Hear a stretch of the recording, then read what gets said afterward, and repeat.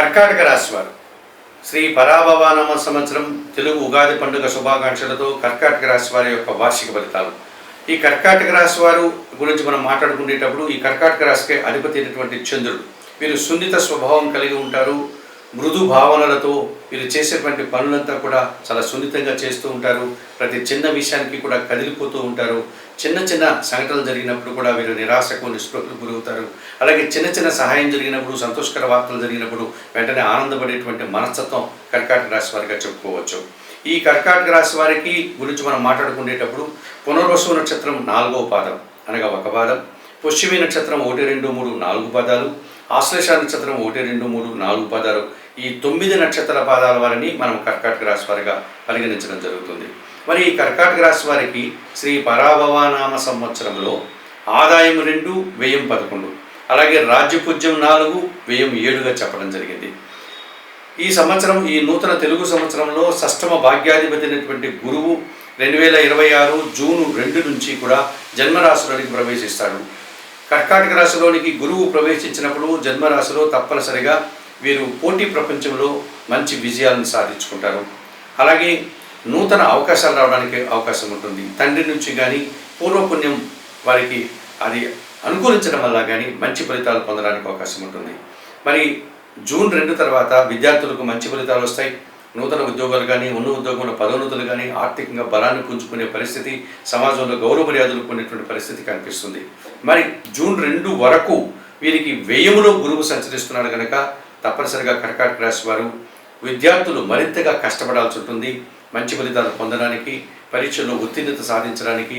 అలాగే విద్యార్థులు ఈ రకంగా గురువు యొక్క ప్రతికూలత ఉంది కనుక 1-2 సార్లు కష్టపడి చదివి మరింతగా ప్రయత్నం చేయడం వల్ల మంచి ఫలితాలు అందుకోగలుగుతారు. జూన్ 2 వరకు వృత్తి, ఉద్యోగ, వ్యాపారాల్లో వారికి కూడా తగినంత గుర్తింపు కానీ, ఆదాయం కానీ లభించదు.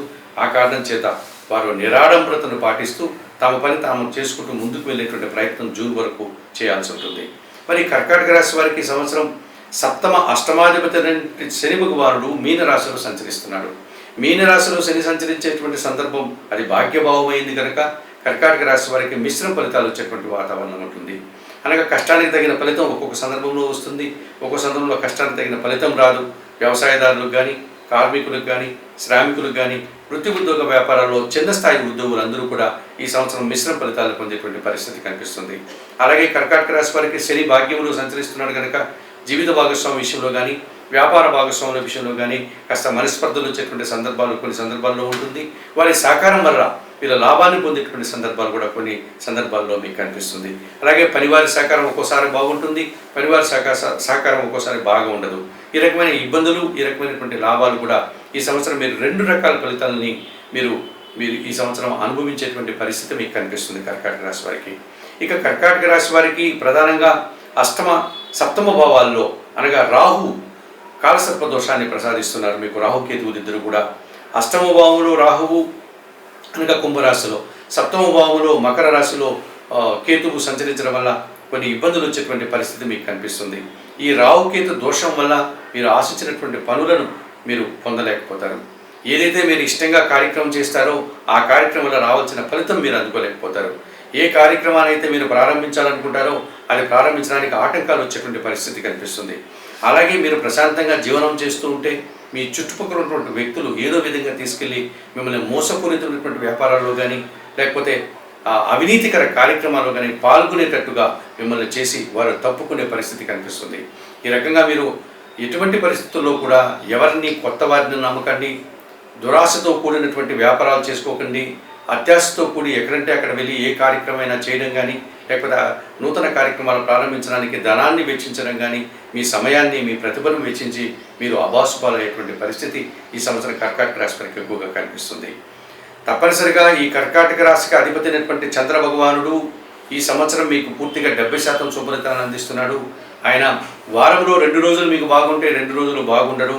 అటువంటి సందర్భాల్లో మీరు చంద్రుని యొక్క గమనాన్ని దృష్టిలో పెట్టుకుని చంద్రుడు అనుకూలంగా ఉన్నటువంటి గోచార సమయంలోనే మీరు చేయాల్సినటువంటి కార్యక్రమాలు చేయండి.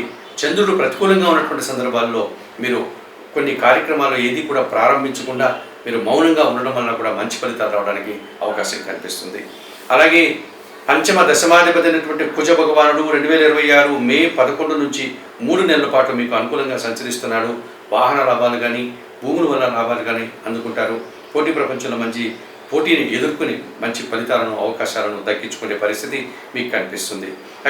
అలాగే ద్వితీయాధిపతి అయినటువంటి సూర్య భగవానుడు ఏప్రిల్ నెల 15 నుంచి జూన్ నెల 15 వరకు 2 నెలల పాటు, అలాగే 2026 ఆగస్టు 15 నుంచి సెప్టెంబర్ 15 వరకు 1 నెల రోజులు, అలాగే 2026 డిసెంబర్ 15 నుంచి కూడా 2027 జనవరి 15 వరకు 1 నెల రోజులు మీకు అనుకూలంగా ఉన్నారు. ఈ సమయంలో అధికారుల అండదండలతో మీరు అభివృద్ధిని సాధించండి. నూతన ఉద్యోగాలు కానీ, ఉన్న ఉద్యోగంలో పదోన్నతులు కానీ అందుకోండి.